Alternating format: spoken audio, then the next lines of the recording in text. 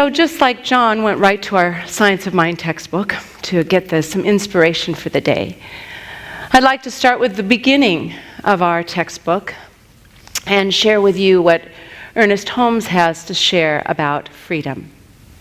And saying you are now free is something any one of us could say at any time, because we are already free. He says, just suppose that the creative intelligence of the universe would create man, woman in bondage and leave them bound, would be to dishonor the creative power which we call God. The seed of freedom must be planted in the innermost being of every person. But, like the prodigal son, we must make that great discovery for ourselves. We see abundance in the universe. We can't even count the grains of sand on a single beach. The earth contains untold riches, and the very air we breathe is filled with power. But why then do we feel so weak, so poor, and so afraid? The divine plan is one of freedom. Bondage is not God ordained. Bondage is not God ordained. Freedom is the birthright of every living soul. Just as I said in the beginning, I believe that it is our work here on earth to reveal, embrace, discover, to bring forth that which is already within us, the values and purpose we already hold. To recognize that this life that we're living doesn't belong to us. It's God's life that we're expressing. So how could we ever be wrong? How could we ever be a mistake? We are God expressing. And so this is our opportunity. And as we close this beautiful book, The Great Work of Your Life, as we close this, we have the opportunity to really step into our authenticity, but we have to break the chains, the ties that bind us to limitation, to separation, to the things that don't work. Nature and life is ever waiting for you and me to recognize it, to embrace it, to understand it. It is run by immutable laws. And just for a little fun practice last night, because I don't find, maybe you have it, but I don't have the immutable universal laws of the universe, the spiritual laws, the physical laws I can leave to the scientists, physicists, biologists, and all that, but the spiritual universal laws aren't really listed in many places because Ernest Holmes always talks about the law of oneness, that we are one. And that's what we got from our Indra's net. When we saw Indra's net and that beautiful web of life that we're all connected and made of the one, we know that. Ernest Holmes talks about the law of cause and effect, that we are powerful beings, powerful beyond our measure. And just as Jesse was talking about, we can change our thinking, change our life. There's a law of cause and effect. Take responsibility for our law of cause and effect. But here's a few that I just came up with. The law of wisdom. By the way, if we violate these laws, that's when we suffer. We suffer when we don't realize we're one. We suffer when we think we're separate. That's when we suffer. We suffer when we don't realize it's cause and effect and we have something to do with what's going on in our life. When we don't take responsibility is when we suffer. The law of wisdom, the same thing. There's a wisdom in all of us that already knows. John was saying that. We already know what's right and wrong, good, bad. We know our value and our purpose. The law of wisdom, when we awaken to that through awareness or realization or transformation or whatever we do to flip our minds, oh my gosh, then we change. Our life becomes new, it becomes different. But when we live feeling less than, unworthy, when we live separated from that wisdom that's already in us, we suffer. And of course, the law of unconditional love and grace. Unconditional love heals. Unconditional love heals us and people and things we're around. It heals. And when we have conditional love, what do? Thank you. It's the same answer that I said already 5 times before that. Nothing new. We suffer. And the people we put conditions on suffer. Exactly. We don't need to do that. And of course, I went on with the law of free will, the law of vibration, the law of manifestation, the law of gratitude, the law of unity, the law of resistance, the law of attraction, the law of reflection, the law of abundance, and the law of divine order. And in that one, if you're trying to be somewhere else or something else, the law of divine order says we're right where we are supposed to be and we're exactly who we're meant to be. So when we can really embrace that law of divine order, our life can really change. Really change. So I think for us today, it's about really understanding the power that we already possess. We are creative beings. We have this creative power of mind. This creative power of mind that's fueled by our emotions, that comes from our beliefs, this creative power of mind that can change anything. Now, we've also been given free will. So this creative power of mind can be used constructively or destructively. And that's what we were saying. Why aren't we experiencing all the good that's here? Because we use our mind to limit ourselves. Many of us, when we were little, were told stories about ourselves or stories about the world, and because we didn't have the tools at the time of discernment, we accepted them as truth. So we use this power to get patterns of perception that we believe truths about life, that may be limitation, scarcity, not enoughness, maybe they're very personal, we're not smart enough, pretty enough, good enough, whatever it is. We build up these patterns of perception that we memorize. So not only do we build the walls, but we memorize the walls. So we create a prison in our own mind that keeps us confined to a small world. And then we get in this state of illusion that this is the way life is and this is the way it's always going to be. Has anybody ever been in that state? Have you visited that state? Have you driven to that state? Flown to that state? How many of you live in that state? Because we want to get out of there. We want to be in a beautiful place that awakens us to the truth. Now, because of the law of evolution, this is an ever-expanding journey. It doesn't just happen once. We don't just learn the truth, usually, and accept it. It becomes a discipline, a pattern, a spiritual discipline that we need to use and practice. And this whole book, The Great Work of Your Life, is about developing the spiritual practices, the spiritual principles, and doing the work to live your best life. And here's little Arjuna, filled with fear and frustration and unworthiness, and he has this little divine mentor there that's always whispering in his ear. You and I, right in this moment, you may have somebody really wonderful sitting next to you, but besides that, we all have within us right now wisdom that will guide us. I'm going to tell you a little bit about that in a minute, but several of us, about 15 of us from our center here, the InSpirit Center, attended the Awaken World Festival this week. And it was put together by leaders of the New Thought community, by the Association for Global New Thought, brought together films that were not fluffy spirituality. They were films that would awaken us to a truth. And they said, when they pulled these films together, they didn't want them necessarily to be easy, fluffy films. I found that out. But they wanted them to be films that would awaken us and move us. And so I wanted to show some clips from these films, but we have kind of an old laptop in the back that works our thing, and it would have taken too long, and we would have been here the whole time trying to adjust it. So I'm just going to tell you about it. But we're going to be showing these films starting at next year. We'll have a film night, maybe a couple during the week, because they're very, very good films. They absolutely stimulate conversation. In fact, after one of the films we saw, which I'm not going to be talking about today, but one of the films, Ricky Byers Beckwith was sitting next to Kirk and myself, and she literally drug Kirk, and I was hanging on to him, out afterwards because she had to download and process what was going on in her life.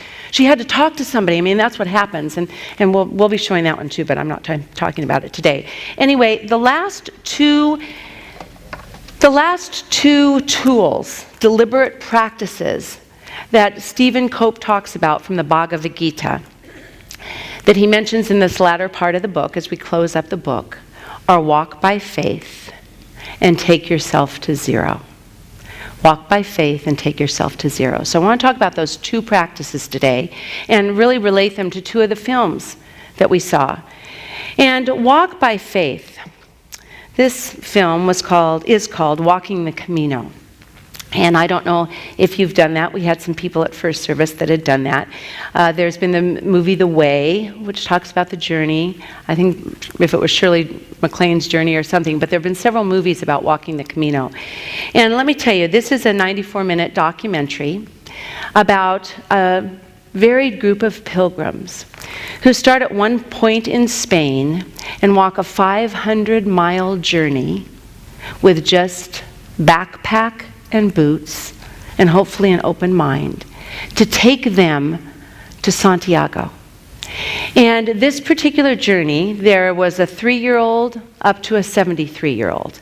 And I heard from some people who stayed and talked to the woman who wrote this at the end. She said the only two people that didn't complain about achy, blistery feet at the end of the journey were the 3-year-old and the 73-year-old. But this is a journey that shows the different awakening that happens when we let go and walk by faith. And in one place, it's a story of a young girl. I don't know how old she is. She's just younger than me, so she's young.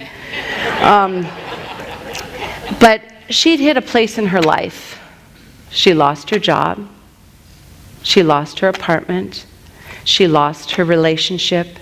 And she felt she lost everything.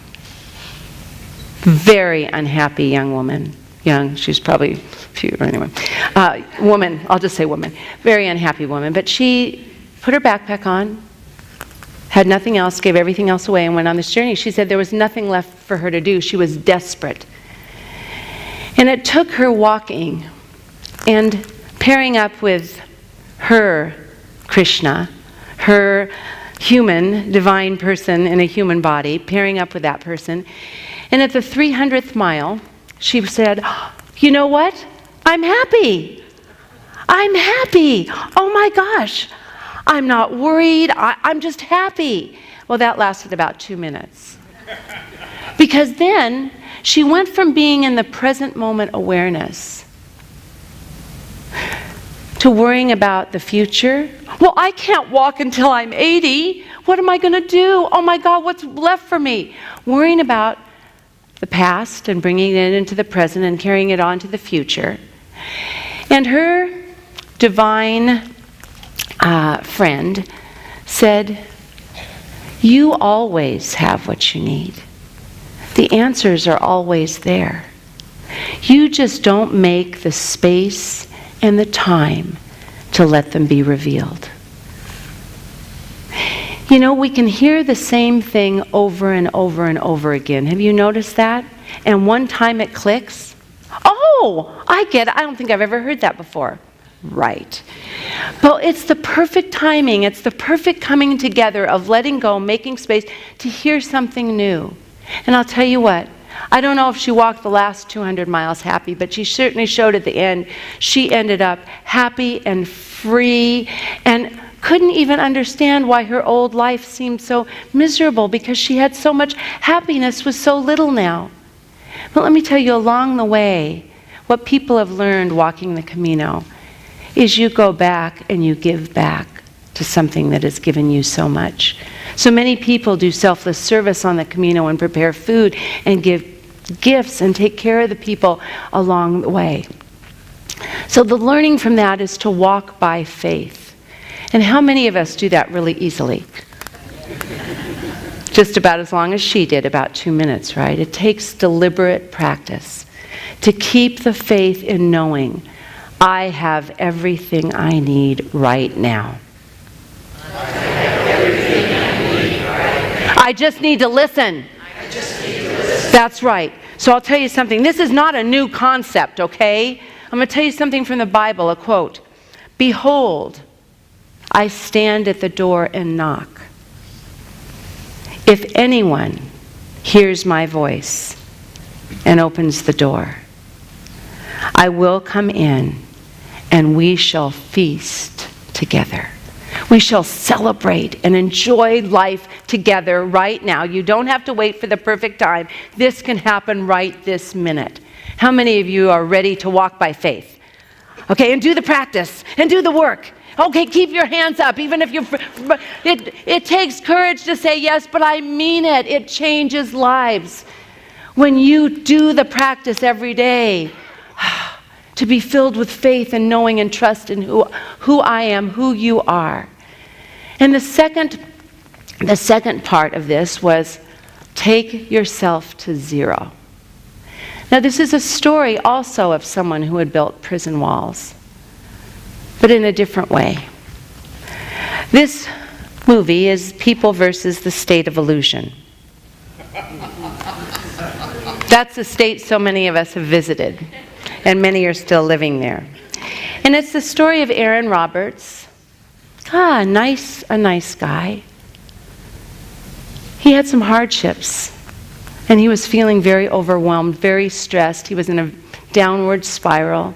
He lost his wife 2 years ago. His job was tinkering on the edge of being gone. He was taking care of his 11-year-old daughter by himself. And so he went for an innocent drink after work. Needed to get the stress off. And that ultimately led him to an alcohol-related vehicular manslaughter charge. He killed the mother of 2 small children and a 6-year prison term. So his prison walls were physical and mental. His life changed greatly. When he entered the prison, he was angry. He felt like a victim. He felt like he was a good man and things had gone against him and he shouldn't be there, and he was mad and he treated people horribly. And his Krishna, his divine messenger, was a janitor, an older man, who came by his cell and said, "Well, hi, Aaron, how are you doing today?" "I'm awful. I'm in hell. This is a hellhole. This is a terrible place. I don't want to be here. You're just a janitor. Get out of here." And janitor just listened, didn't react. And every day he'd come by, maybe a word of caring, maybe a pearl of wisdom. But he was teaching him again how he had everything he needed right there to change his life. He just needed to think beyond his experience. He needed to change his mind. He needed to adjust and turn his mind around to see things differently. It was day 749. And believe me, the janitor went by almost every day.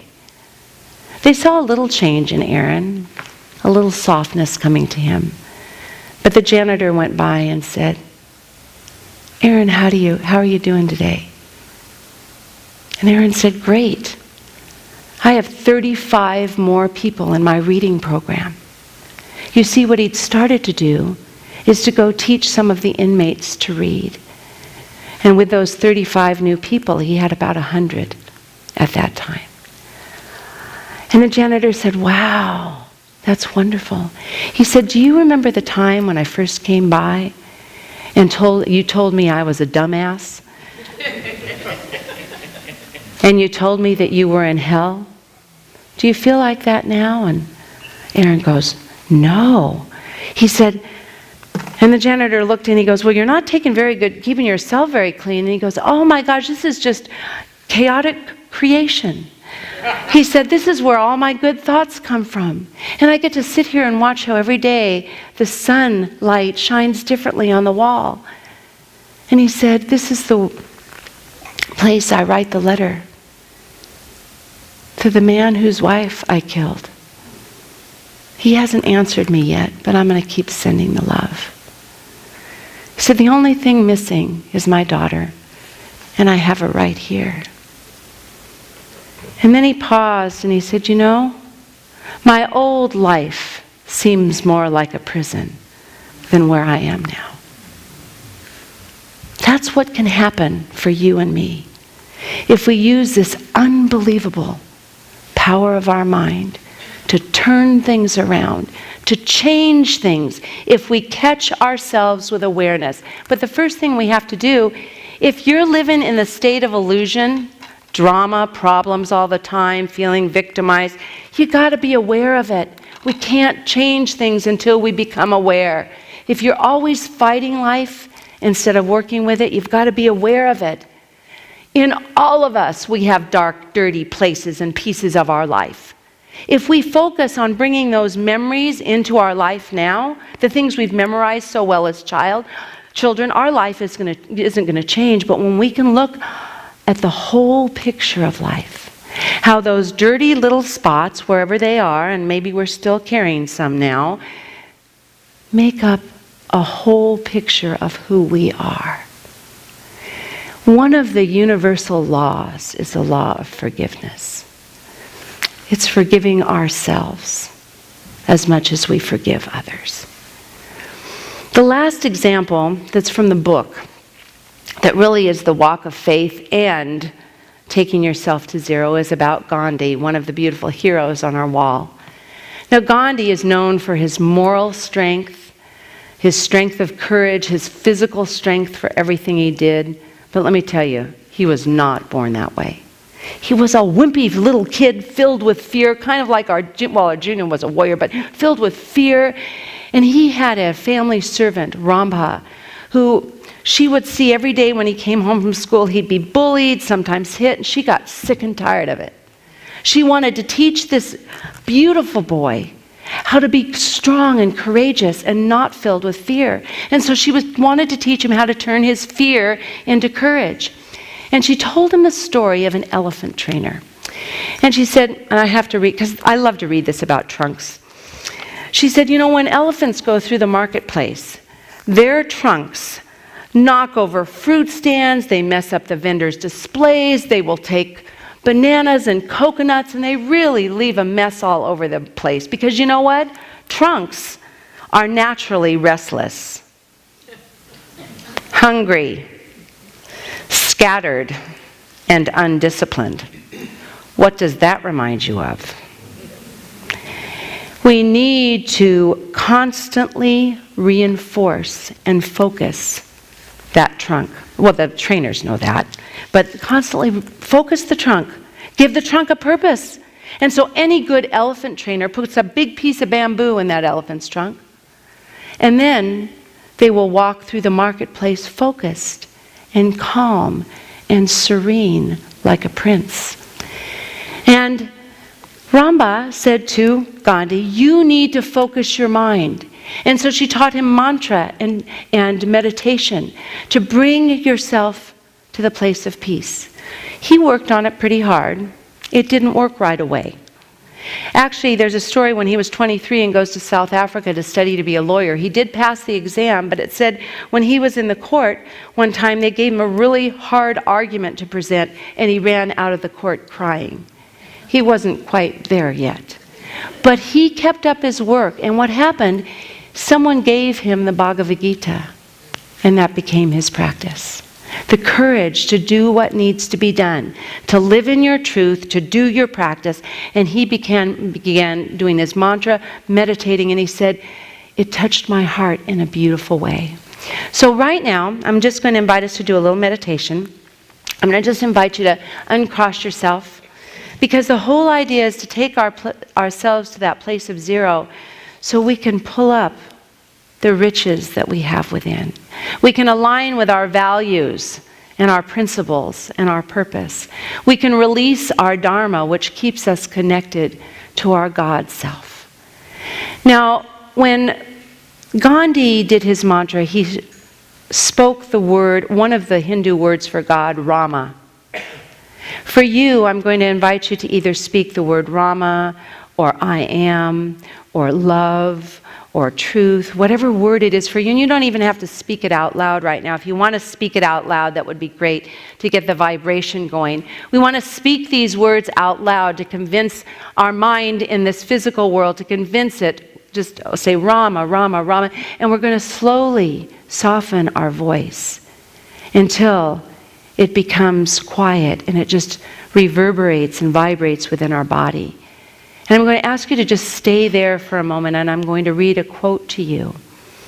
And then we'll come out of the meditation together. So choose your word. Rama. And I'm going to speak that word just in honor of the Bhagavad Gita. Rama, Rama, Rama, Rama, Rama, Rama, Rama, Rama, Rama, Rama, Rama, Rama, Rama. Breathe the word. Let it create space.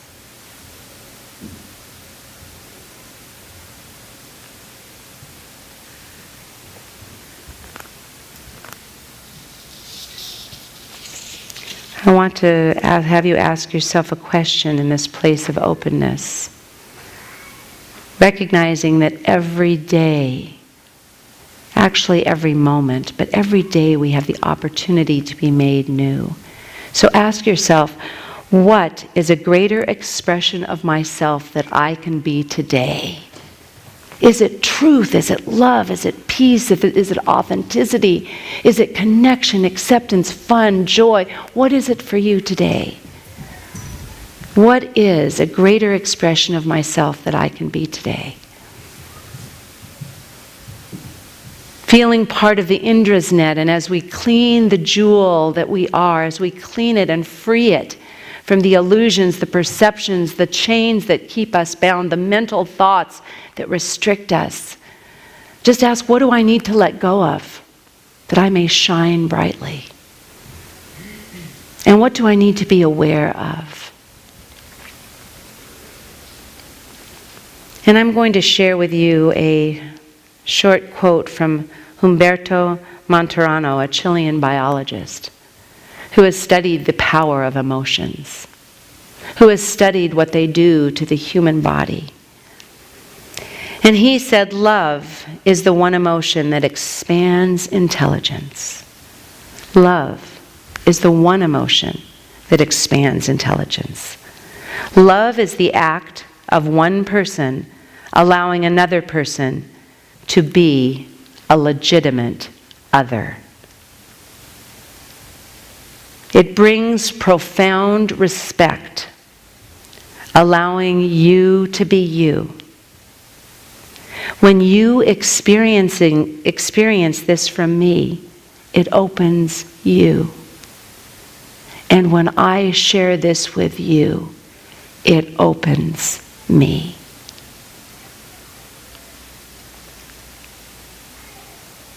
Just imagine right now, Indra's net, that we are all connected by this thread of life, this vibrational energy. We are all part of the one expressing as multiplicity. And as we shine the jewel that we are, as we become the unconditional love from which we are made, freedom becomes ours by truly loving ourselves and loving each other. So just take this moment before we come back and feel the net, the web of life expanded and open. And know that as we reflect and send out unconditional love, it pours back to us. And as we love ourselves, we are free. So I'm just on the count of 3 going to ask you to come back to this room. 1, feeling open and available to the goodness that is you.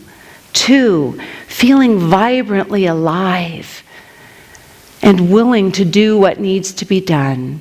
And 3, feeling fulfilled and vibrant and filled with the energy and knowing that right now you are free. Right now. So take a breath, open your eyes, and just feel the good that we've created right here. We've opened a space for unbelievable miracles. Now this month, I always tell you, the word for the month's from the Shaman's Path of Power. And this month, the word is the unknown.